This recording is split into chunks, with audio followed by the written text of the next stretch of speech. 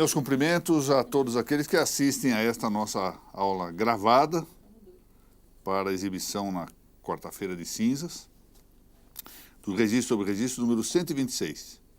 Corresponde à sexta parte do subtítulo Registro de Imóveis e os títulos materiais inscritíveis.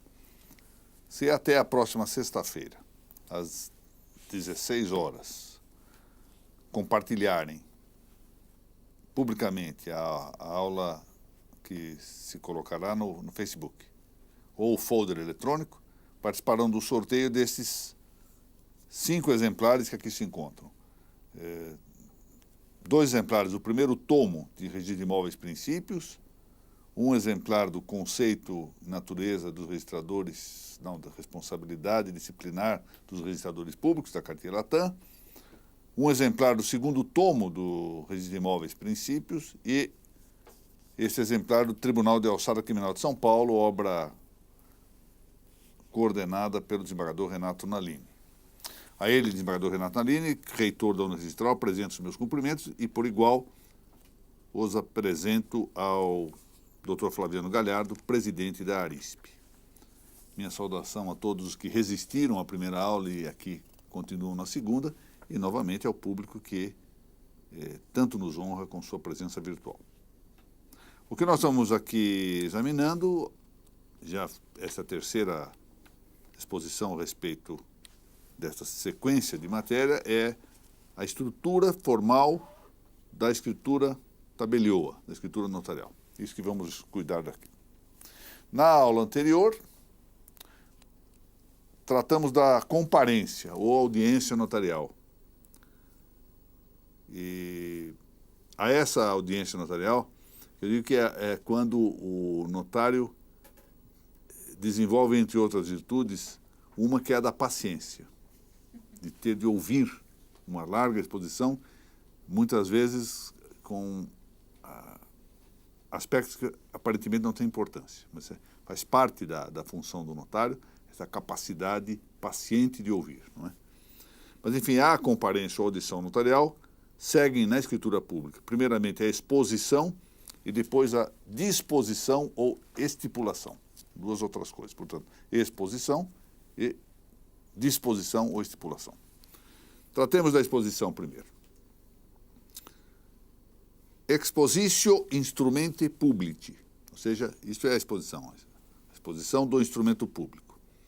É a parte da escritura tabelioa em que se indicam, primeiro, a causa e outros antecedentes do ato ou contrato objeto do instrumento. E segundo, as coisas ou objeto material a que se refere a escritura. Vejam este resumo muito interessante e muito gráfico de Fernandes Cassado. Diz ele que a expressão na escritura é a expressão da causa e a descrição dos bens. Em outras palavras, por que faço isso e sobre o que faço isso. Não aparenta malsonante dizer que a exposição está para a integralidade da escritura, ou seja, esta parte está para o todo, tanto quanto as premissas para a conclusão de um discurso. Então nós temos exposição, todo, premissas, conclusão. Não é? É uma analogia aí. De maneira que pode justificar-se a designação desta parte do instrumento público, exposição, com os termos suposto ou antecedente. Esses termos estão indicados por Jiménez Arnal.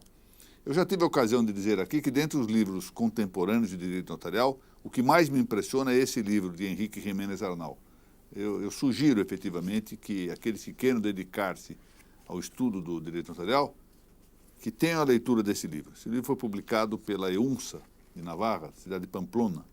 E penso que pode encontrar-se, se não diretamente na editora, como em livrarias aí de sebo. É um livro que realmente vale a pena. Bastante volumoso e muito claro e com boa profundidade. Então ele chama de suposto antecedente a exposição. E exatamente isso nos dá essa mesma estrutura que eu mencionei, premissas, antecedente e conclusão. Ele afirma que nesta fase da escrituração notarial, na fase da exposição, se estabelecem os supostos, que na ordem lógica e jurídica são os antecedentes dos pactos, estipulações ou manifestações de vontade que seguidamente hajam de fazer-se ou hajam de fazer os comparecentes. Disso advém que a visão unitária das etapas exposição e estipulação, que se distingue, segundo Nunes Lagos, só no tempo moderno, ou seja, nos tempos antigos não se distinguiam, eram todo unitários. Isso foi uma contribuição da doutrina moderna. Podem ser considerados. A esse propósito, é uma interessante síntese feita por esse autor, chamado Natalio Echegaray. Diz ele: as partes expõem o negócio por meio de cláusulas perfeitamente individualizadas e numeradas, indo do particular ao acessório, passando pelo essencial, natural e acidental do contrato, prevendo assim mesmo as consequências do possível não cumprimento das prestações que ficarem pendentes. Ou seja, se trata de tudo. No fundo, eu digo a causa pelo que eu quero fazer esse negócio, e veremos a seu tempo que isso às vezes pode faltar, e sobre o que eu estou cuidando. Essa visão unitária é comum, até porque, ao fundo, em qualquer discurso, os antecedentes estão, de algum modo, presentes na conclusão. As premissas, de algum modo, em parte, elas reaparecem na conclusão. Termos das premissas são termos da conclusão. Então, não está mal considerar-se essa visão unitária, ou uma visão sintética do todo discursivo, embora, é isso que eu digo aqui, possa analiticamente considerar-se que a exposição está para a estipulação como as premissas para a conclusão de um silogismo. Portanto, tratemo-lo como visão unitária ou como visão analítica, separada, não haverá inconveniente. Sem prejuízo desta perspectiva, que põe à mostra o caráter lógico do desenvolvimento formativo e da expressão teleológica ao final da escritura pública, deve estimar-se, por ser de sua história, que a exposição no instrumento notarial correspondeu, em dado tempo, a uma expressão ou sentimental, ou religiosa ou moral, dos motivos que conduziram ao ato ou negócio, que então se chamava arenga. Interessante isso. Vamos lá explicar por quê. Notem que a escritura notarial tem o seu momento mais característico, por assim dizer. Em que tempo da história podemos dizer que a escritura notarial se apresenta pronta e como paradigma para o resto do seu tempo? Foi exatamente com o surgimento da Universidade de Bolonha, com os estudos dos grandes notarialistas do século XIII. O século XIII é um século admirável, merece um estudo particular. Tudo no século XIII parece ter chegado ao auge. E depois do século XIII, menos a técnica. Tudo parece decair. É curioso. E lá, então, se monta essa escritura. Acontece o que era a sociedade do século XIII? Era uma sociedade, no mundo ocidental, profundamente cristã. É o tempo da cristandade. Portanto, não estranha que as causas indicadas na escritura notarial sejam exatamente expressões de sentimento, em geral, religioso, ou então indique moralmente porque estão fazendo alguma coisa. Fazia parte da vida do povo medieval desse período. Ou seja, por que age? Ajo porque quero servir a Deus. Ajo porque quero fazer o bem para determinada pessoa. E isso fazia constar da escritura. Nos nossos tempos, como a visão é demasiadamente hedonista ou utilitária, predominantemente hedonista ou utilitária, isso desaparece. E para nós soa um tanto estranho que em tempos antigos alguém fizesse uma indicação como essa. Agora, vamos ver por que se chama arenga. Daqui a pouco começa a cair em concurso, né? Que é arenga notarial? Pois é.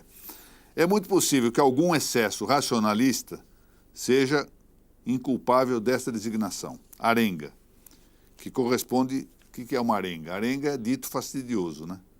É o falar o que vem à boca. Dizia Cícero, grande retórico e pensador romano, garret quidi imbucam veniti, ou seja, fala o que vem à boca. Nós temos uma expressão na doméstica, muito interessante lá em casa, que aliás, a gente fala pela sigla, PLB. PLB, palavras lhe vêm à boca. Quer dizer, PLB significa isso. São essas pessoas que fazem arenga habitualmente. falam longamente para explicar uma história, são extremamente... Eu também sou acusado disso lá em casa.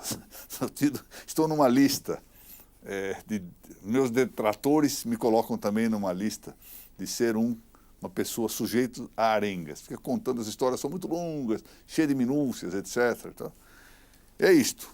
Isso é fazer arenga, é um dito fastidioso, que cansa de ouvir. Rafael Nunes Lagos diz que essa expressão de motivos sentimentais, morais ou religiosos se tornou cláusula de estilo, fixa e imutável em infinidade de documentos notariais. Ou seja, com o tempo, esse é o problema que ocorreu com o racionalismo. No início tinha um motivo de ser. Eu quero dizer que estou fazendo isso por motivos religiosos. Estou dando fazendo uma doação financeira aqui para tal entidade porque quero mostrar o meu espírito de serviço a Deus. Ou então, meramente moral. Quero isso para reparar a fama de alguém que está... Assim, deixa claro o motivo religioso ou moral.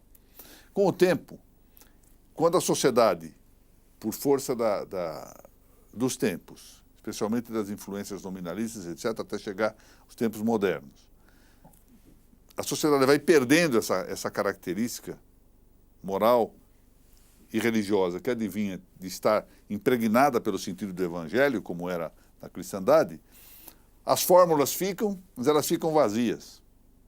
Desaparece. Então se copia porque está lá, mas já não há mais o sentimento. Mas elas continuam repetidas. É por isso que Nunes Lagos diz, olha, virou uma cláusula de estilo. Fala-se isso, mas não se pensa no que está falando.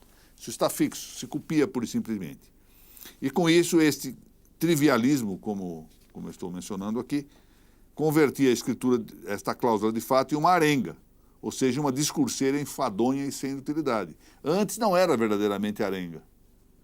Antes tinha um sentido, representava a realidade. Com o tempo, quando se esvazia essa realidade, fica um vácuo e passa a ser realmente um discurso enfadonho e sem utilidade. A pergunta é, será mesmo que, à margem desta prática de fórmulas estereotípicas, ou seja, de mero formularismo, a exposição nas escrituras seja algo menos relevante?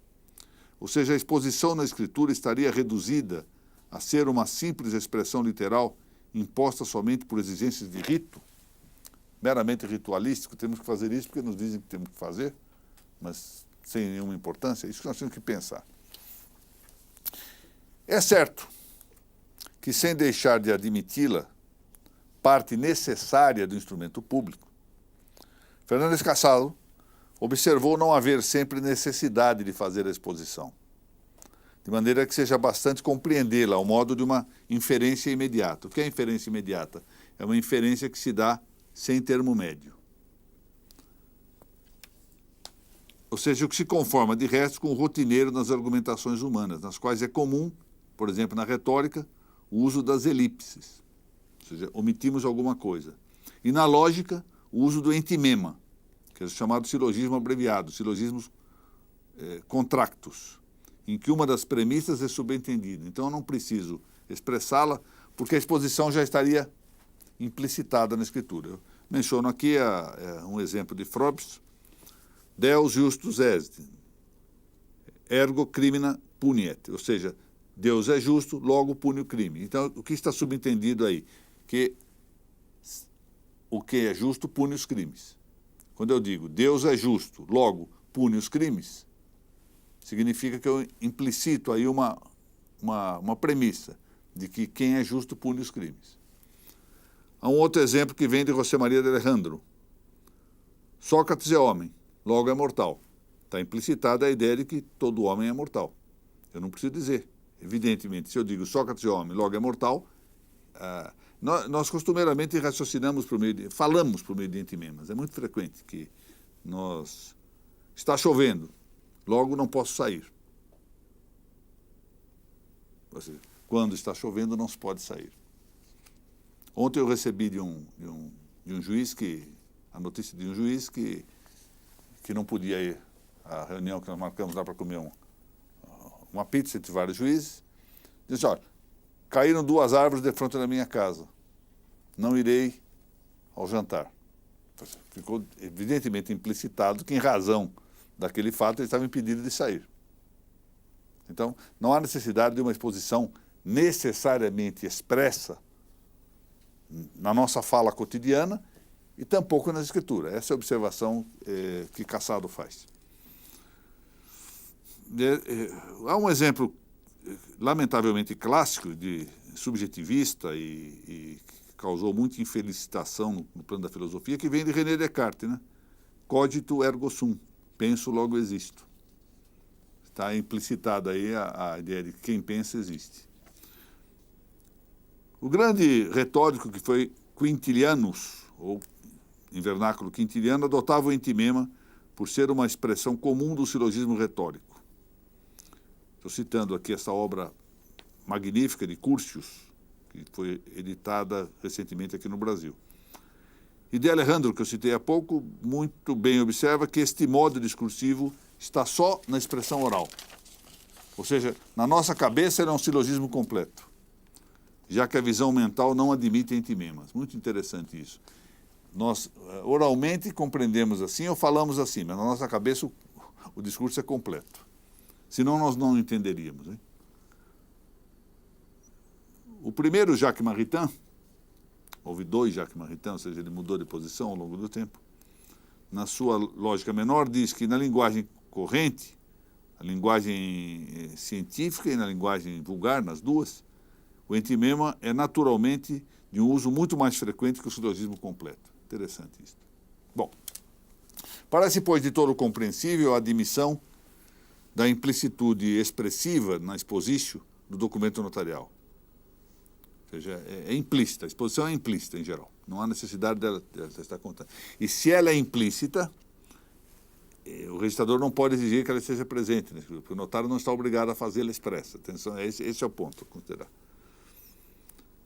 Kampmann diz que, ordinariamente, as elipses são mostras de concisão.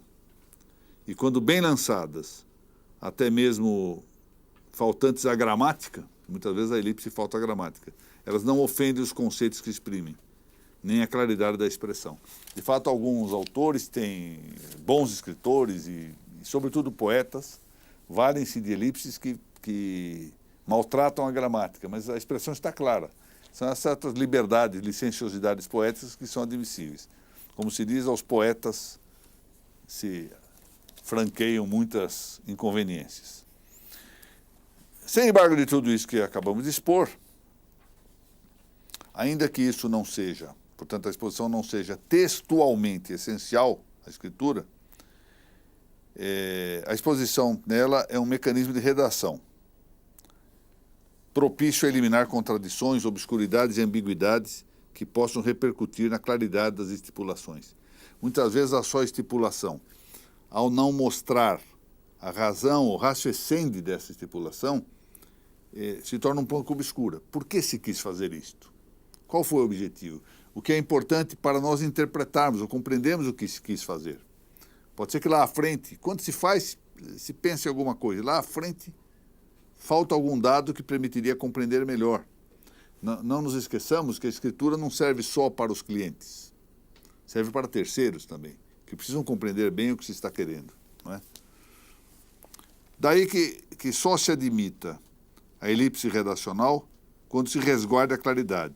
Nós vamos ver o texto aqui em seguida do Jiménez Arnal, mas eu queria observar o seguinte. Uma escritura, ela é feita para o tempo presente. E muitas vezes, ao tempo presente, aqueles que leem a escritura compreendem o que se quis dizer, o que se quis estipular, o que se quis dispor, etc. Mas há gerações futuras. E nós não podemos impor às gerações futuras as palavras com o sentido que nós as utilizamos neste momento. Da mesma forma como nós tivemos e temos a liberdade, muitas vezes, na vitalidade, no curso normal das palavras que nascem, vivem e morrem, podemos mudar o seu significado. Temos casos gritantes nos tempos contemporâneos. Assim também, futuramente, outros podem não compreender as palavras com o sentido que nós as utilizamos hoje. Daí a importância da menção da exposição. Porque com a exposição nós começamos a descobrir qual o sentido que se quis dar a uma estipulação. Por isso a exposição é muito importante nas escrituras, embora ela não seja, volto a dizer, essencial na textualização. Diz Jiménez Arnal, Se a claridade não se consegue, nem o notário estará à altura de sua missão, nem o instrumento público cumprirá a sua. A escritura correrá o risco de provocar contendas e pleitos.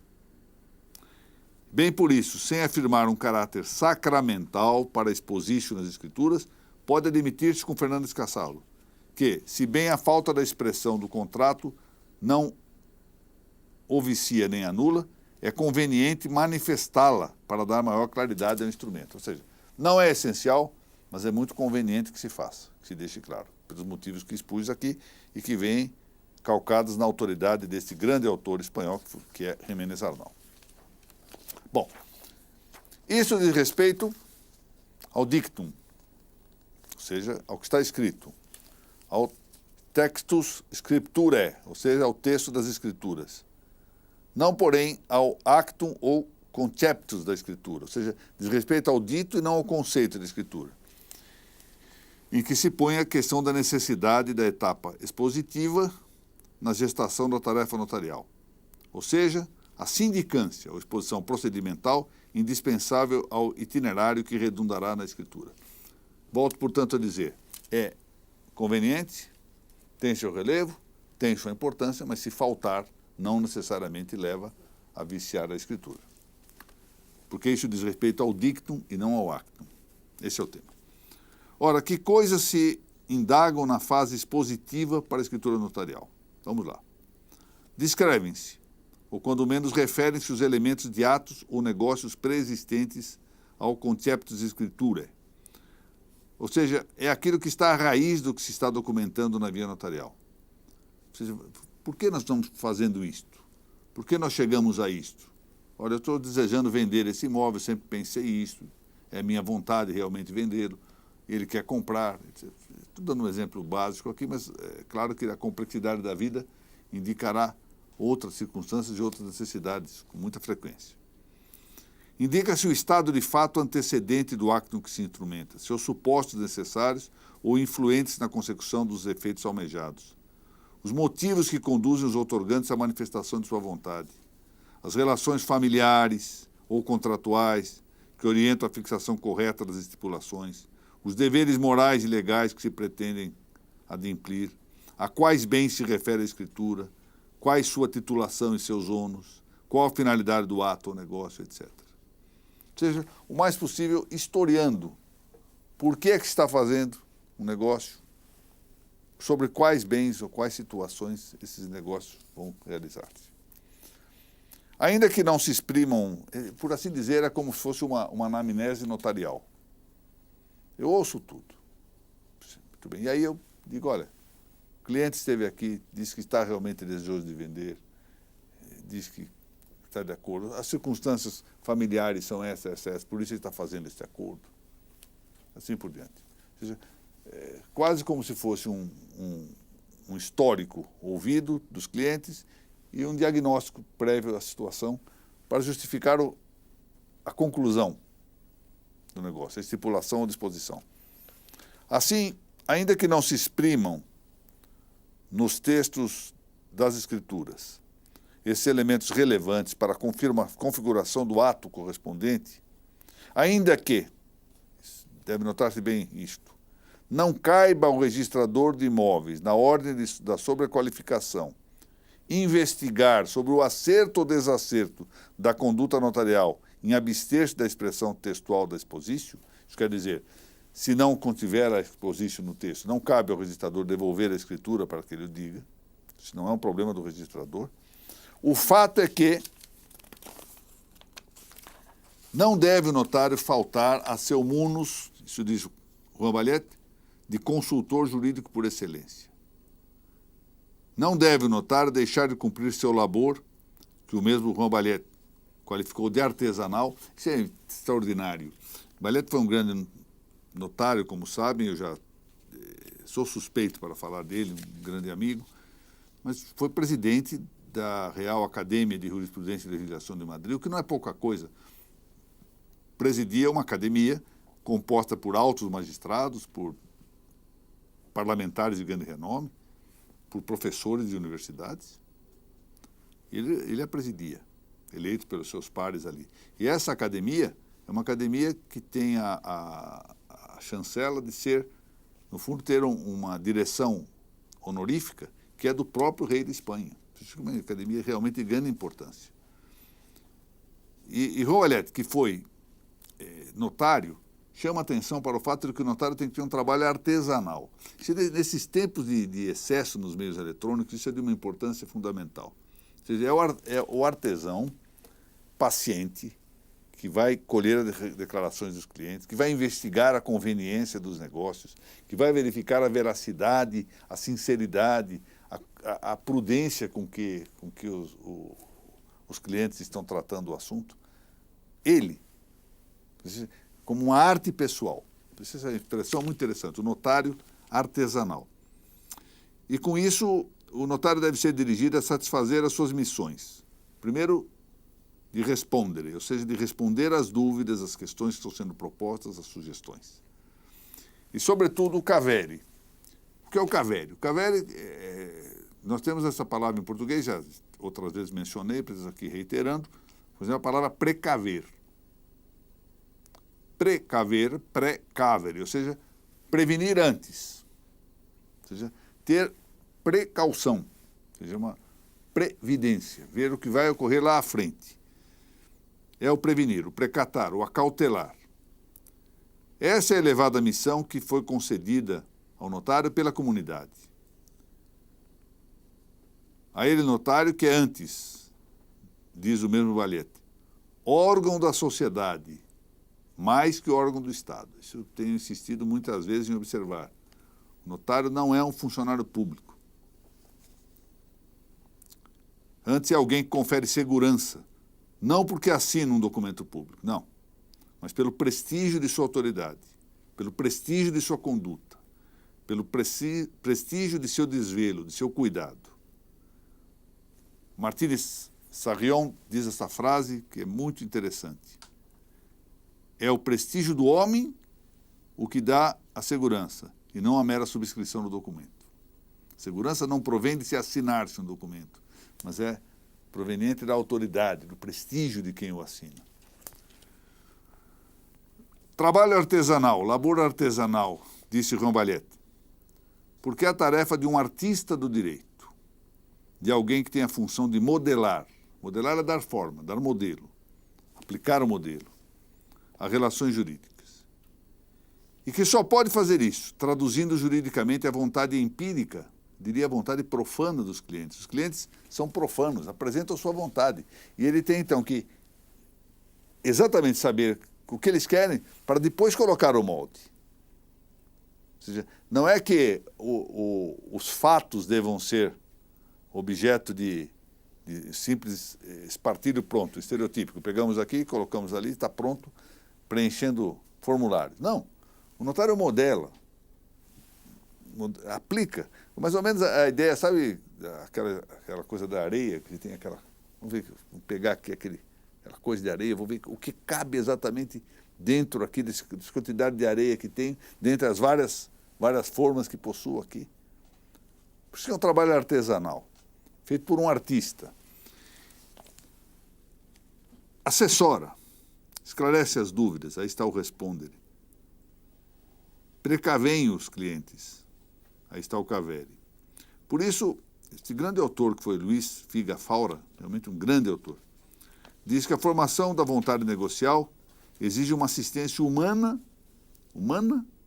e cordial, ética e jurídica, e uma atividade maiêutica. Vamos ver isso um pouco mais. Assistência humana.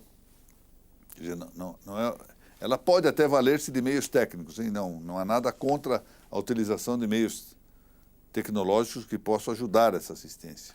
Mas ela deve ser humana no sentido de que o contato deve ser pessoal e deve traduzir-se por uma intelecção humana. É só o homem que percebe efetivamente certas realidades, isso não é uma coisa mecânica. Cordial. Cordial não é só, isso é o mínimo, tratamento urbano, tratamento gentil, tratamento liano, tratamento educado, com os bons modais, etc. Não é só isto. É o tratamento que vem do coração. Eu dizia na aula anterior isto, né? Cordialidade ou concórdia são palavras que indicam a presença do cor. cor cordis, ou seja, colocar o coração. Ser cordial é tratar com o coração também. Ou seja, deve haver uma certa afetividade, uma certa simpatia entre clientes e notário, entre notário e clientes, para que eles justamente façam a concórdia, ou seja, que estejam todos juntos com um só coração.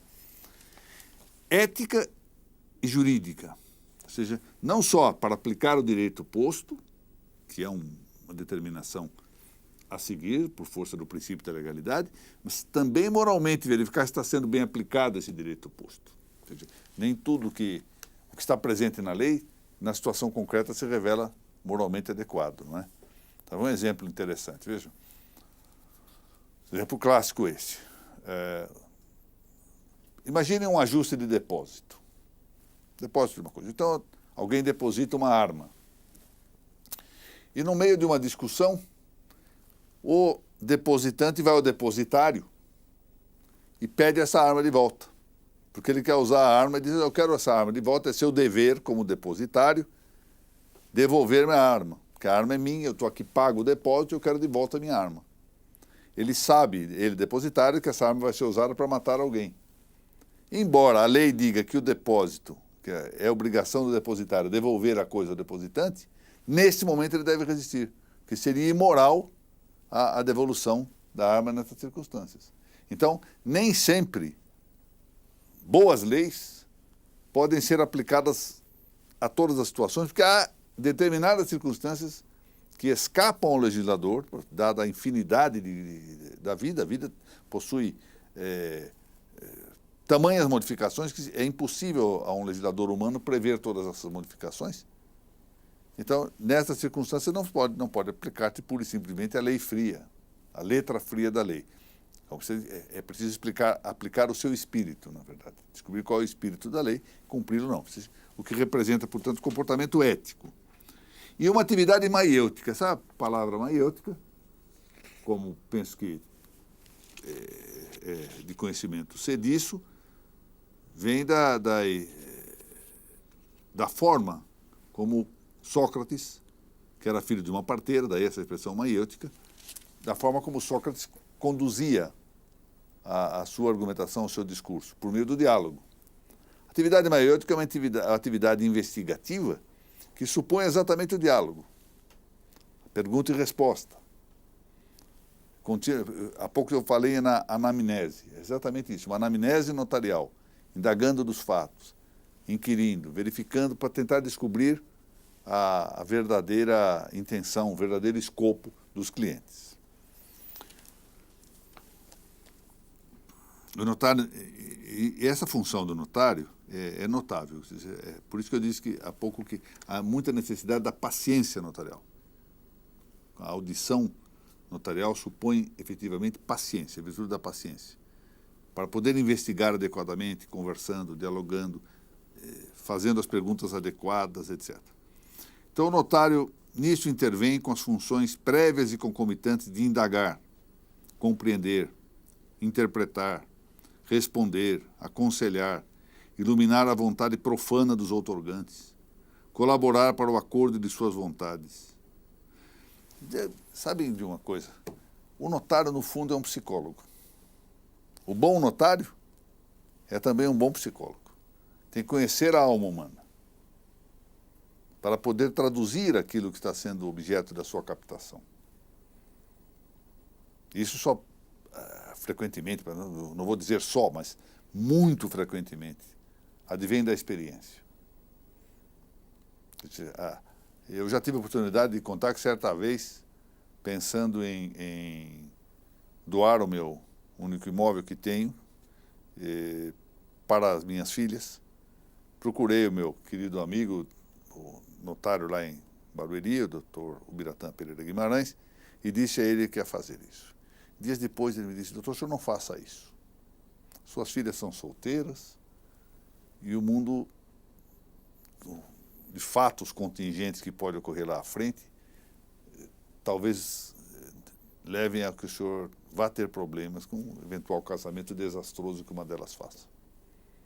Fique aí, depois o senhor resolve isso na sua sucessão hereditária. É a prudência do notário. Prudência do notário, prudência do notário. Isso nasce da experiência, não é, do que o notário tem, e que eu, embora já magistrado há tantos anos e tudo, não tinha pensado. Coisa estava fazendo de maneira sentimental. Ele colheu pacientemente, eu disse porque queria livrar do futuro processo de inventário, que já estou velhinho, qualquer dia desse morrerei, pela ordem natural das coisas, aquele discurso todo. Mas ele tinha algo que eu não tinha e que eu não tenho, ou seja, a prudência do bom notário, que nasce da experiência, ou seja, da prática rotineira desta função. Muito bom. E eu disse aqui mais ainda, dizendo que a conciliação e a mediação participam da natura, ou seja, da natureza do ofício dos notários. Atenção para isso. Eu tenho insistido muito nessa característica para que não se excluam os notários desta tarefa que é da substância das suas funções, de conciliar e mediar. Tudo isso corresponde mais diretamente à exposício da escritura, embora também vá ressonar lá, vai repercutir depois na estipulação. Mas toda essa parte é típica da exposição. Quando não textualizada, mas ao menos para o procedimento do notário. O notário, no fundo, recolhe a exposição. Outra coisa é que ele eventualmente não textualize. Mas ele recolhe, faz parte disso. Do contrário, seria fácil apanhar uma fórmula. Não, preencha aqui a fórmula, não precisa de notário, coisa nenhuma. Façam aqui a fórmula e resolvam. Que é uma das sugestões aí dos meios técnicos, né? Simplesmente fazer extratos e permitir que na nossa própria casa preenchamos os vazios. E pronto, está resolvido, não precisa de notário. Essa é a fase do notário. É justamente para verificar se deve estipular. Percebam que essa é a importância da exposição. Não é tanto que ela conste, convém muitas vezes que ela conste para explicar o sentido da estipulação. Mas mais importante do que haja o dictum dessa exposição é que haja a sua prática. Assim, se a exposição pode ser textualmente reduzida em elipse, não deve faltar na marcha da elaboração da escritura, no procedimento notarial de fazer a escritura. É lição de Jiménez Arnal, que é a expositio scripturae, ou seja, a exposição da escritura, não seja uma necessidade formal. Eis a razão por que não se submete à qualificação pelo registrador de imóveis. Claro, porque se ela não é necessária formalmente, o registrador não pode exigi-la na escritura. Mas isto sim é uma conveniência lógica. E acrescente-se uma conveniência moral, jurídica e até mesmo política, uma vez que ela justifica a persistência da legitimidade do exercício notarial. A meu ver, esse é um ponto que os notários devem considerar muito de perto. No momento em que, em larga medida, de maneira bastante injusta, se desfiam críticas contra a atividade notarial, é o momento deles mostrarem, não só fazerem, mas também mostrarem o que estão fazendo. Fazendo constar da escritura todo o trabalho que é esse procedimento. Porque exatamente isso vai mostrar o aspecto antiburocrático, contra-burocrático da função. Qual muitas vezes a crítica que se dirige ligeiramente, com todo respeito, não só com temeridade, mas eu diria sem nenhuma ofensa, levianamente, contra a atividade dos notários, é que seria uma atividade burocrática. Bom, como é que eu mostro que essa atividade não é burocrática? Contando como eu procedo para investigar a verdadeira vontade dos clientes. Como eu respondo às dúvidas. Como eu compreendo o seu íntimo. Como eu interpreto esse íntimo em relação aos fatos. Como eu oriento, como aconselho, como concilio, como faço mediação, etc.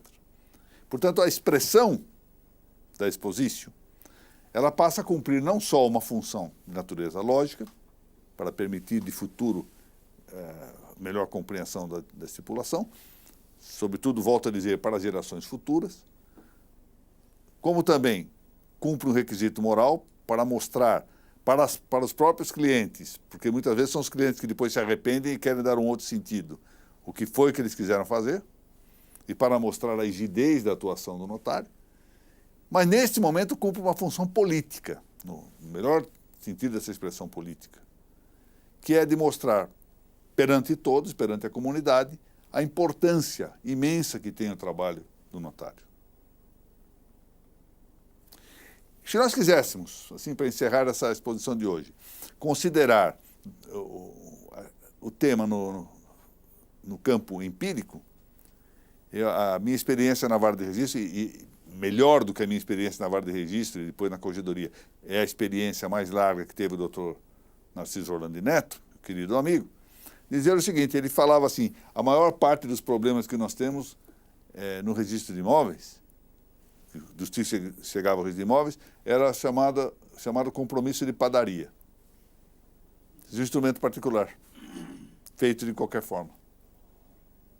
Então, nós temos que, na verdade, ir na contramão dessas afirmações, volto a dizer, que são excessivas, são temerárias a respeito da atividade dos notários, para dizer ao revés, que o instrumento notarial é o melhor instrumento para uma boa segurança jurídica, marcantemente no campo do registro imobiliário. Mas, ao mesmo tempo, ter a coragem de dizer que os notários devem estar à altura das suas responsabilidades e que nós todos da comunidade esperamos que eles estejam e que mantenham realmente a seriedade de seu compromisso de bem exercer as suas funções tabeliões. Assim penso.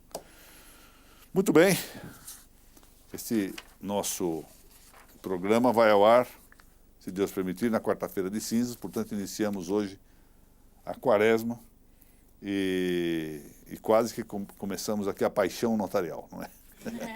Muito bem, eu agradeço a todos aqui a simpática presença e também muito paciente, porque assistiram a 2 aulas aqui. Renovo os meus cumprimentos ao Dr. Flaviano Galhardo e ao Dr. José Renato Nalini, que afinal dão o supedâneo para que nós prossigamos nessas nossas aulas. Hoje chegamos à aula número 126 de falada. Também faço aqui a minha saudação ao Serviço Técnico e Administrativo, que tanto suporte e de maneira tão competente, educada e gentil nos recebem aqui para essas reuniões. E, por derradeiro, por último, mas não com menor apreço, dirijo os meus sinceros agradecimentos e renovo as minhas saudações a este público gentilíssimo que nos acompanha pela via eletrônica.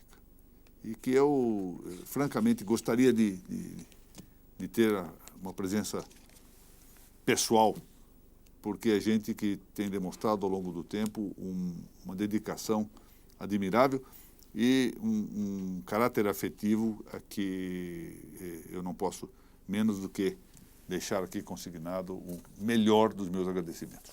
Muito obrigado a todos e até a quarta-feira, depois da semana de cinzas aqui. Muito obrigado.